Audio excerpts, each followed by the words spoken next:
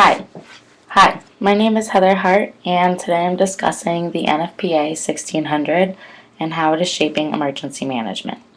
NFPA stands for National Fire Protection Association, and basically the NFPA 1600 is a program that helps in the planning, response, and mitigation of weapons of mass destruction and has anything to do with fire, protection systems, electrical, building and light safety, emergency response, etc. The program was created by the National Commission on Terrorist Attacks upon the U.S. post 9/11 as a national preparedness standard. It's completely voluntary, though after adopted by the U.S. Department of Homeland Security, it became the norm and was used among public, non-profit, non-governmental, private entities such as local, regional, national, and even global scales. The NFPA 1600 is a program with standards on disaster and emergency management and business continuity of operations programs. And like I've emphasized, it's a program, not a how-to guide. And it involves all the necessary elements in management to create a successful plan.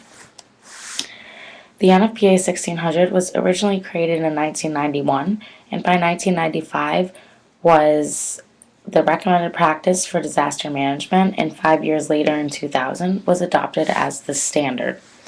Throughout the years, there's been many changes, and it's evolved into what it is today, which they're currently trying to make it more applicable to the public sector and emphasize the preparedness part of the plan. Two programs that fall under the NFPA 1600 that I thought were interesting were the Plan to Do Check Act and the Appel Act. Basically, the Plan to Do Check Act helps businesses gauge whether or not the NFPA 1600 is effective for them and how to fix that effectiveness and make it, a better program for them.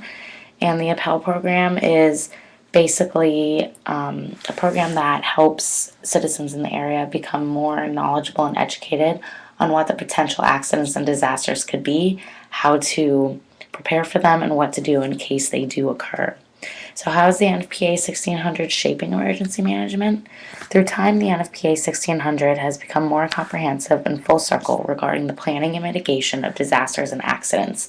Since the NFPA 1600 and its foundation about 15 years ago, the program has truly started to become more implemented in public and private sectors around the state, country, and globe.